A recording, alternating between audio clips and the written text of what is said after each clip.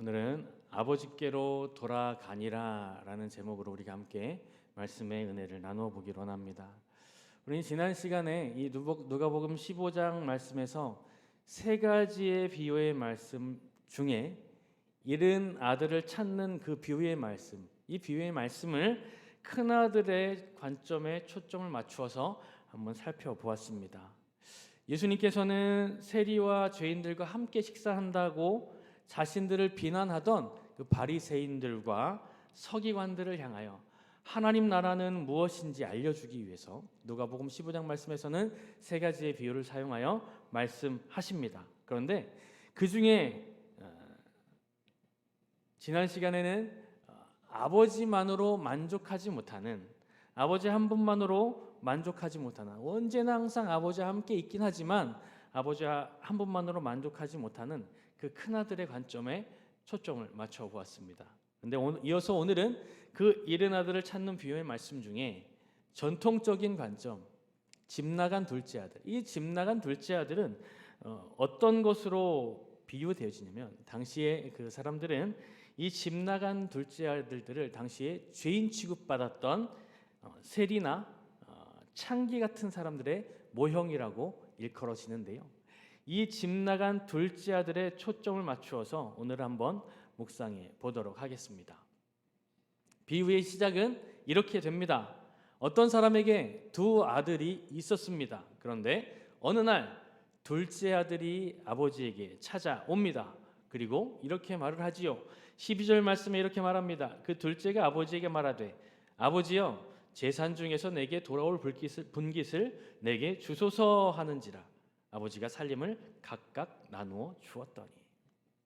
이 둘째 아들이 아버지를 찾아와서 한 말은 무엇입니까? 아버지, 내게 돌아올 분깃을 주십시오. 그러니까 내 몫을 주십시오. 이 이야기입니다.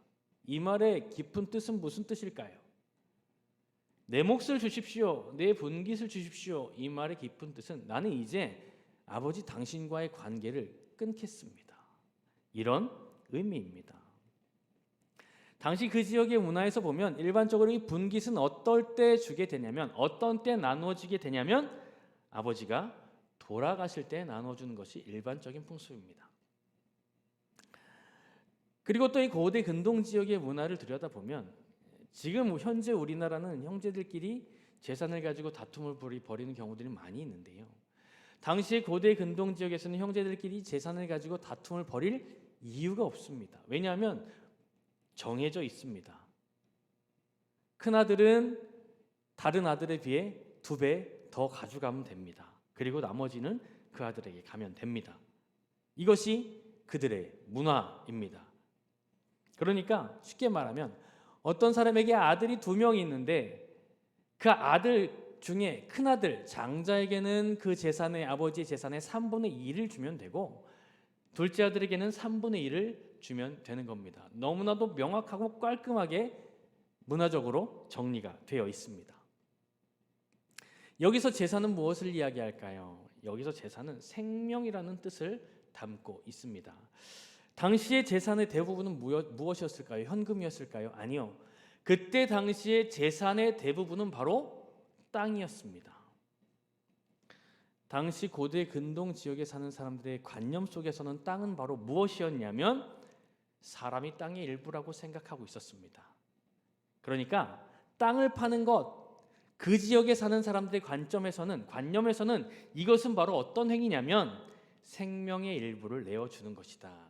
이렇게 생각되어집니다. 그러니 둘째 아들이 아버지에게 이런 말을 했다라는 것은 바로 뭐냐면 아버지와 관계를 끊겠다. 즉 아버지의 생명 주십시오. 이런 의미인 것입니다. 아직 아버지는 건장하게 살아 계십니다. 얼만큼 더 사실 줄 모릅니다. 아직은 튼튼합니다. 그런데 둘째 아들이 아버지에게 이런 부탁을 했다라는 것은 무례한 것 중에 가장 무례한 행위라고 볼 수 있는 것이지요. 일반적으로 이렇게 무례한 부탁을 했을 때 아버지들은 어떻게 했을까요? 이 부탁을 오케이 했을까요? 아니요. 그랬을리 만무합니다. 아들을 마구 혼냈겠죠. 정신 차려라. 네가 지금 나한테 무슨 얘기를 하는 줄 아니? 그러나 오늘 본문 말씀에 보니까 12절 말씀 우리가 읽었던 말씀에 보니까 아버지는 이 아들의 무례한 부탁에 오케이 하는 것처럼 보입니다. 아들의 부탁을 들어줍니다. 나누어 주었다고 합니다. 아버지의 분깃, 즉 아버지의 재산이자 생명과도 같은 이 분깃. 둘째 아들은 이 분깃을 받아갑니다.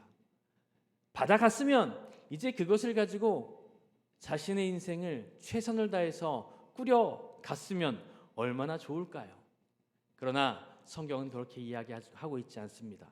이 비유 속에서 이 아들은 그 이후 어떠한 삶을 살았다고 13절은 이야기하고 있나요?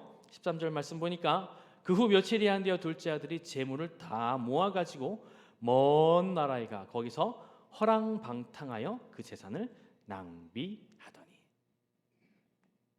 이 재산을 받은 아들은 아마도 이 땅을 다 팔아서 현금화했던 것 같습니다. 이 현금을 가지고 먼 나라로 갔다라고 기록합니다. 그리고 이 먼 나라에 간 것까진 좋은데 거기서 잘 살았으면 좋았을 텐데 그 뒤에 뭐라고 기록하냐면 허랑방탕하였고 그 재산을 낭비하였다 이렇게 기록합니다. 허랑방탕하였다라는 이 단어 속에는 어떤 의미가 또 포함이 되어 있냐면 구원에 합당하지 않은 삶을 살았다 이런 의미가 포함되어져 있습니다. 또 그 재산을 낭비하였다 이 말 속에는 또 어떠한 언어적인 의미가 포함되어져 있냐면 곡식을 고를 때 쭉정이와 알곡을 분리할 때 이 쭉정이와 알곡을 분리할 때 대부분 어떻게 하나요? 이거를 멀리 공중으로 띄우죠. 그리고 후 불어서 쭉정이를 날려버립니다. 낭비하였다 이것에는 이러한 의미가 포함이 되어져 있습니다. 쭉정이와 알곡을 고르기 위해서 분리시키기 위해서 쭉정이와 알곡을 공중에 던지는 행위가 이 안에 포함되어 있습니다. 그러니까 해석하면 이렇게 되는 거네요. 둘째 아들은 아버지의 재산을 아버지의 분깃을 받아서 구원에 합당하지 않게 사용하였으며 쭉정이를 공중에 날리듯 함부로 사용하였다. 깊은 속뜻은 이렇게 되어 있습니다. 그렇게 사용한 결과 어떻게 되었습니까? 14절에서는 한마디로 표현합니다. 궁핍해졌다. 아버지의 재산, 즉 생명을 허랑방탕하게 낭비하였던 그 아들. 그 결과 그 재산은 어떻게 되어집니까? 금방 없어집니다. 공중으로 훌훌 날아가 버린 것이지요. 그런데 항상 안 좋은 일은 겹쳐서 오는 것 같습니다. 재산을 날려버린 것도 가슴 아픈데 설상가상으로 그 나라에 흉년이 들기 시작합니다. 이제 아무것도 없는 이 아들, 궁핍해진 이 둘째 아들은 먹고 살 길을 찾아야 하는데 나라가 궁핍하다 보니 나라가 어지럽다 보니 일할 수 있는 것도 찾을 수가 없는 것이지요. 어떻게 어렵게 찾고 찾아 일할 자리를 찾았습니다. 바로 무슨 일입니까? 돼지 치는 일입니다. 이 돼지 친다라는 것을 보았을 때 둘째 아들은 먼 나라, 즉 이방 땅으로 간 것으로 보입니다. 왜냐하면요, 유대인들은 돼지를 치지 않습니다. 그런데 이 아들은 돼지 치는 일을 맡았다라고 합니다. 이방 땅, 이방인에게 간 것 같습니다. 아버지를 떠난 이 둘째 아들은 이방인에게 빌붙었습니다. 그리하여 돼지를 칠 수밖에 없는 최악의 상황까지 오게 되었습니다. 그리고 이어진 16절 말씀에서는 돼지를 치는 것도 모자라서 돼지가 먹는 열매인 쥐염 열매까지도 구할 수 없는 상황에 이르렀다. 이렇게 이야기합니다. 쥐염 열매 사람이 먹는 것이 아닙니다. 그런데 쥐염 열매를 먹고 있다라는 것은 당시의 사회 분위기로 보면 이건 갈 때까지 갔다. 최악의 상황이다. 이렇게 표현합니다. 도저히 먹을 것이 없을 때 쥐염 열매를 먹는 것입니다. 그런데 오늘 본문에서는 어떻게 이야기합니까? 그마저도 도저히 먹을 것이 없을 때 먹는 이 쥐염 열매까지도 구할 수 없는 상황까지 왔다라고 본문은 증언합니다. 최악 중에 최악의 상황까지 온 것이지요. 이제 이 둘째 아들은 도저히 살아갈 방법이 없습니다. 굶어 죽기 일보 직전입니다. 더 이상 출구가 없습니다. 앞으로도 갈 수가 없고 뒤로도 갈 수가 없고 좌로도 갈 수가 없고 우로도 갈 수 없는 그야말로 진퇴양난의 어려움에 처해 있는 것이 현재 둘째 아들의 상황입니다. 그러자 이러한 상황에 처해 있는 둘째 아들 17절 말씀에 이제 조금 정신을 차리는 것 같습니다. 이렇게 고백하죠. 이에 스스로 돌이켜 이르되 내 아버지에게는 양식이 풍족한 품꾼이 얼마나 많은가. 나는 여기서 주려 죽는구나. 이 17절 말씀에서 우리가 가장 중요하게 주안점을 두고 봐야 할 한 문장이 있습니다. 어떤 문장이냐면 이에 스스로 돌이켜. 둘째 아들은 이제 스스로 돌이켰습니다. 무슨 뜻인가요? 이제야 조금 정신을 차렸다는 뜻입니다. 이제 자기가 무슨 짓을 했는지 이제야 좀 정신을 차렸습니다. 그런데 정신을 차리고 보니까 지금 어떤 상황인가요? 죽게 생겼습니다. 위기의 상황입니다. 최악 중에 최악의 상황에 와 있습니다. 이렇게 와 있다 보니 둘째 아들은 유일하게 생각나는 것이 있습니다. 누가 생각나나요? 아버지가 생각이 났습니다. 그리고 옛날 일을 회고하는 거죠. 우리 아버지 집에는 먹을 것도 많은데 종도 많고 따뜻하고 편안하게 살았었던 것이 우리 아버지 집인데 그런데 지금 나의 이 상황은 무엇인가? 나는 이제 죽게 되었구나. 이제 주려 죽게 되었구나. 과거를 생각하며 탄식하고 있습니다. 그리고 이 탄식에서 둘째 아들은 멈추지 않습니다. 행동하지요. 어떻게 행동합니까? 그 둘째 아들은 이제 일어났습니다. 세겜에 머물고 있던 야곱이 베델로 가기 위하여 일어난 것처럼 나오미가 모압에서 모든 어려움을 겪고 이제 다시 고향인 베들레헴으로 돌아가기 위해서 일어난 것처럼 둘째 아들은 일어났습니다. 그리고 아버지에게로 향하기로 결단을 내립니다.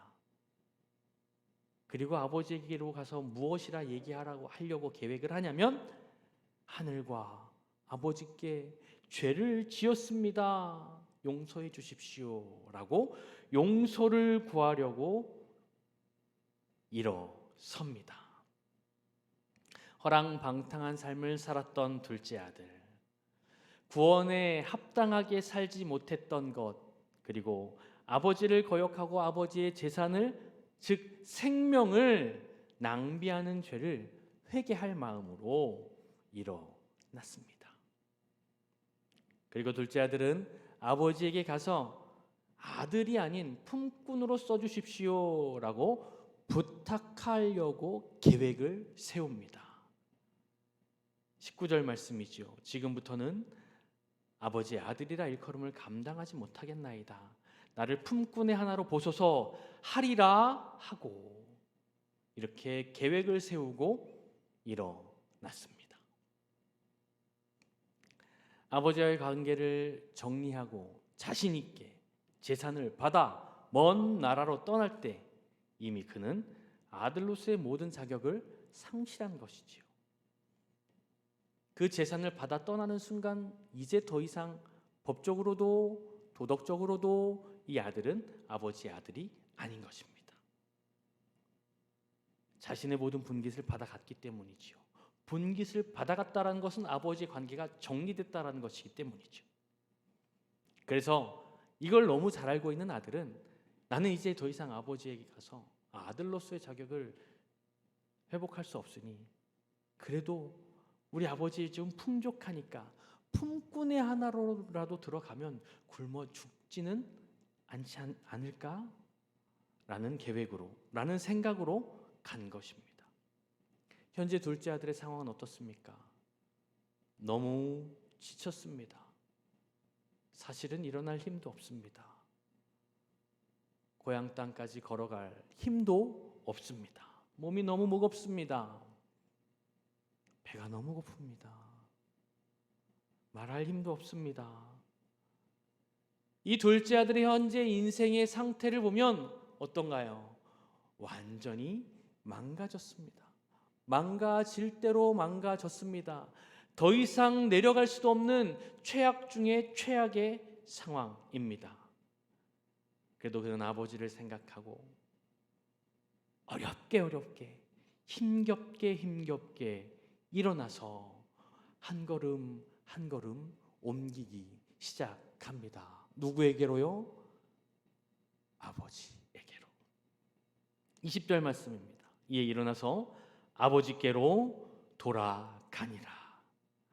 아직도 거리가 먼데 아버지가 그를 보고 측은히 여겨 달려가 목을 안고 입을 맞추니, 이 아들은 힘겹게 한 걸음 한 걸음 발걸음을 질질 끌으면서 힘겹게 이동을 하고 있는데, 어느 순간 익숙한 마을의 입구에 도착하게 됩니다. 어린 시절을 보낸 곳입니다. 풍족하게 살았던 곳이 내 눈에 보이기 시작합니다. 아버지의 집이 저 멀리에서 내 눈에 보이기 시작합니다. 희망을 가지고 이 아들은 힘을 내서 한 걸음 한 걸음 걸었겠지요.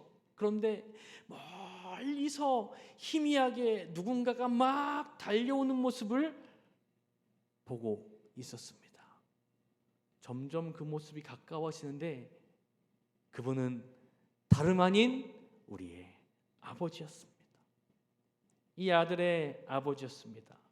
이 아버지는 이 아들이 나간 그날부터 아들이 돌아오기를 학수고대하며 문 앞에서 계속 이 아들을 지켜보고 있었던 거예요. 마을의 입구를 계속 주목하고 있었던 거예요. 그래서 이 아버지가 이 아들을 먼저 발견한 것이지요. 먼저 발견한 아버지는 아들을 향하여 정신없이 달려갑니다. 이 아들은 나중에 달려오는 이가 내 아버지임을 알게 되었습니다. 점점 가까워오는데 이 아버지의 눈에 비춰진 아들의 모습 어떤가요? 나갈 때는 그렇게 깨끗하게 튼튼하게 건강한 모습으로 나갔는데 지금은 아버지 눈앞에 나타난 그 아들의 모습 어떤가요? 거짓골을 하고 있습니다. 거짓 중에도 가장 비참한 거짓골을 하고 있습니다. 다 찢어진 옷을 입고 있습니다. 피골이 상접하여 금방이라도 건들면 넘어져서 일어나지 못할 만큼 야윈 모습을 하고 있습니다. 이 아들이 마을 입구를 들어와서 사람들 봤음에도 불구하고 많은 사람들이 이 집의 아들이라는 것을 알지 못할 정도로 이 아이들은 초췌한 모습입니다. 많은 사람들이 이 아들을 보고 그냥 거지겠거니라고 생각할 수밖에 없을 만큼 이 아들의 모습은 비참한 모습입니다. 그런데 이 아들을 한눈에 알아본 사람이 있습니다. 그분이 바로 아버지입니다. 멀리서부터 이 아버지는 이 거지가 아들임을 알아봤습니다. 그리고 열심히 달렸습니다. 여러분, 여기서 우리가 알아야 될 것이 있습니다. 고대 근동 지역의 유력자들은 절대 달리는 법이 없습니다.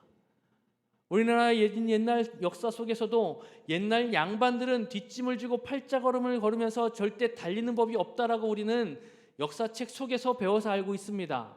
왜일까요?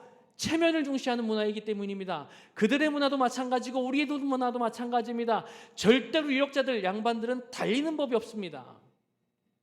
그런데 이 아버지는 아들을 발견하는 순간 있는 힘을 다하여 아들에게 달려옵니다. 이 아버지에게는 체면도 중요하지 않습니다. 자존심도 중요하지 않습니다.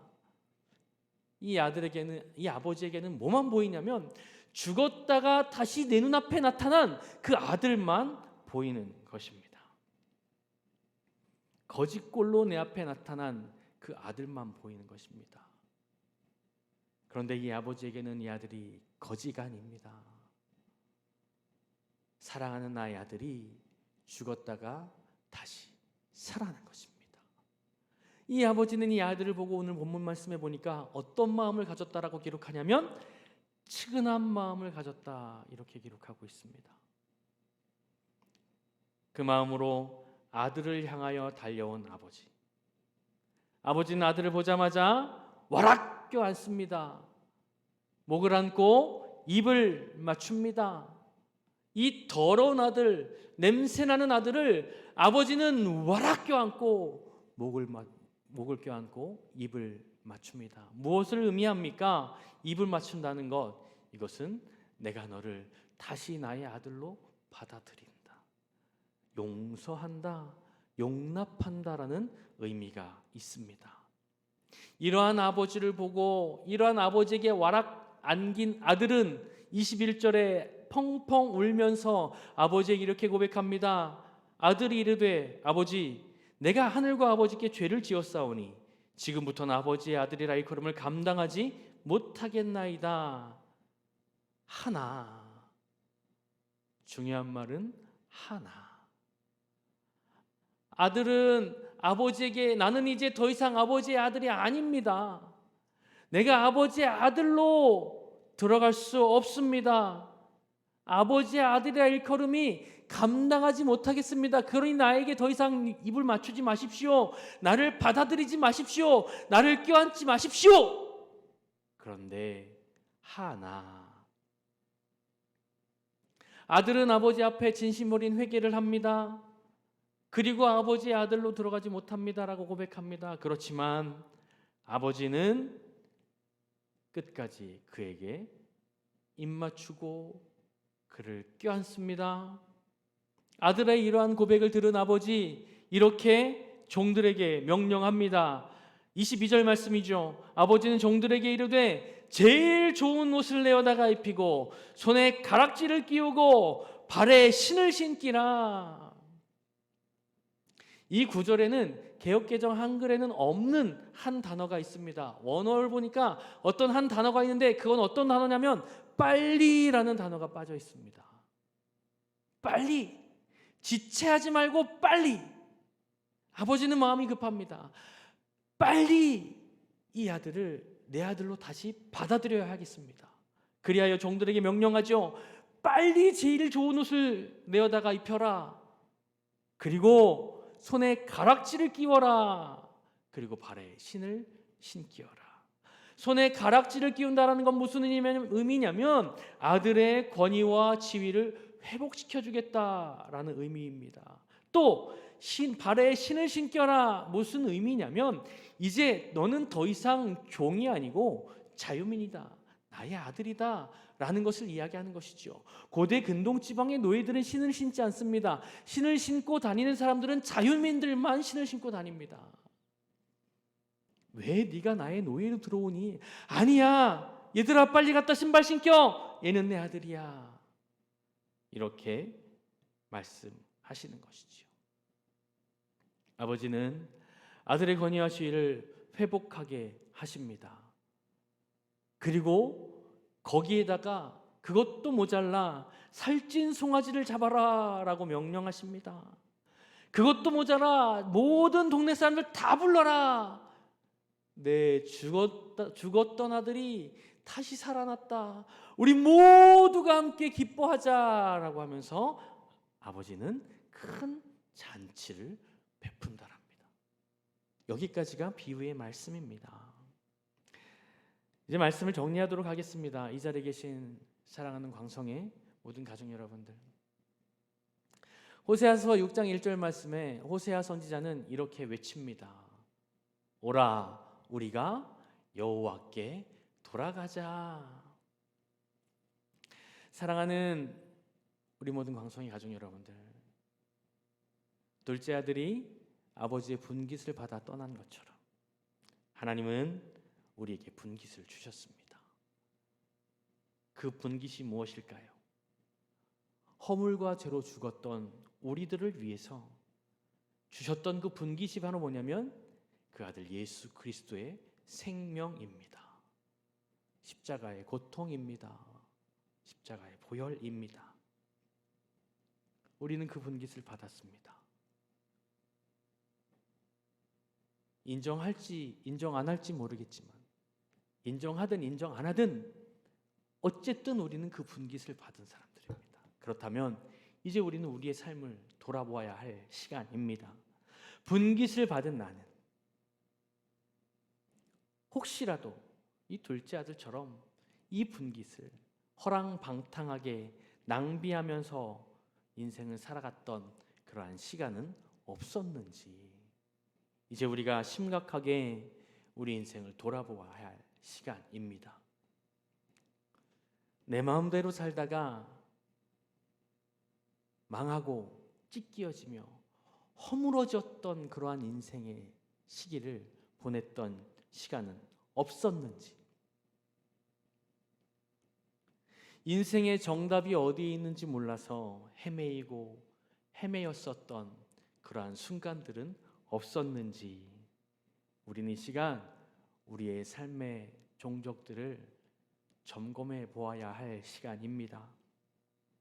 그리고 이 시간 우리 하나님께서 우리에게 허락하신 이 말씀에 지금은 귀를 기울여야 할 시간입니다.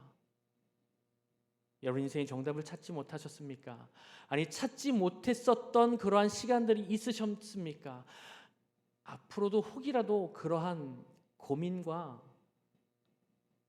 그러한 생각을 할 수 있는 시간이 있을 수도 있을 것 같습니까? 여러분 하나님께서 이 시간 우리에게 정답을 주십니다. 변할 수 없는 정답이 바로 여기에 있습니다. 어디에 있습니까? 바로 아버지께로 돌아오는 것. 아버지 하나님께 우리의 인생에 정답이 있다라는 것, 그 길만이 유일한 살 길이라는 것, 이 시간 하나님 말씀을 통해서 우리에게 간절히 말씀하고 계십니다. 우리의 인생은 굴곡이 많다라고 많은 사람들이 이야기합니다. 형통하다고 생각할 때는 우리 인생이 의미 있는 것 같고, 모든 일이 내가 계획한 대로 잘 됐을 때에는 진짜 하나님이 살아계신 것 같고, 내 인생이 아주 이대로만 간다면 너무 즐거울 것 같았는데 어느 순간 나락으로 떨어질 때에는 우리의 감정 또한 나락으로 떨어지며 내 인생의 정답은 어디 있을까? 나는 어디를 향해 달려가고 있는 것일까? 나의 최종의 목적지는 어디일까라고 고민할 수도 있다는 것이죠. 그러면서 우리 인생에 고뇌가 찾아올 수 있습니다. 고민이 찾아올 수 있습니다. 이럴 때는 우리가 오늘의 말씀을 생각해야 합니다. 하나님께서 이 시간 우리에게 주시는 그 말씀으로 우리가 돌아와야 됩니다. 다른 곳에서 정답을 찾지 마십시오. 우리 인생의 정답은 오로지 하나님 아버지 앞에 있습니다. 그런데 세상에 많은 사람들이 그 정답을 찾기 위해서 헤매이고 있습니다. 그리고 세상에 많은 사람들이 이렇게 주장합니다. 세상의 정답은 돈에 있다, 권력에 있다, 명예에 있다. 그리고 그 사람들은 그것을 향하여 달려가는 사람들, 그것이 마치 인생의 정답인 것처럼 그것을 얻기 위해서 최선을 다해 살려가는 그러한 삶을 정말 잘 사는 삶이라고 평가하고 판단하고 있다라는 것이지요. 우리는 가끔은 그 평가의 잣대 속에 우리의 삶을 비추어 보곤 합니다. 하지만 우리는 그러한 상황 속에서도 우리가 다시 스프링처럼 돌아와야 할 곳이 있습니다. 어디로 돌아와야 할까요? 만약 우리가 그러한 삶 속에서 고민을 하고 있다 할지라도 우리는 곧바로 스프링처럼 다시 돌아와야 할 곳은 아버지 하나님 앞으로 돌아와야 합니다. 그곳이 유일한 정답이기 때문입니다. 우리의 유일한 정답은 예수 그리스도이기 때문입니다. 하나님만이 우리의 삶의 유일한 정답입니다. 그곳으로 돌아오십시오. 형통할 때는 몰라도 고난 속에 처해 있을 때, 이 세상 속에서 내가 쥐업 열매 하나도 먹을 수 없을 만큼 힘을 잃고 있을 때일지라도 우리가 아버지 하나님 앞으로 돌아온다면 아버지 하나님은 우리를 안아주시고 입 맞춰주시며 가락지를 끼워주시고 신을 신겨주시고 우리를 위하여 살진 송아지를 잡아주시며 우리를 위하여 기쁨의 잔치를 베풀어 주시는 분이 우리 하나님 아버지이심을 기억하시기 바랍니다. 우리는 그 안에 있을 때에 영혼의 평안함을 누릴 수 있습니다. 우리는 그 안에 있을 때에 우리 영혼의 잔치를 누릴 수 있습니다. 하나님 안에서 이러한 평안함과 기쁨을 누리며 살아갈 수 있는 사랑하는 광성의 모든 가족들이 되시기를 주님의 이름으로 간절히 소원합니다.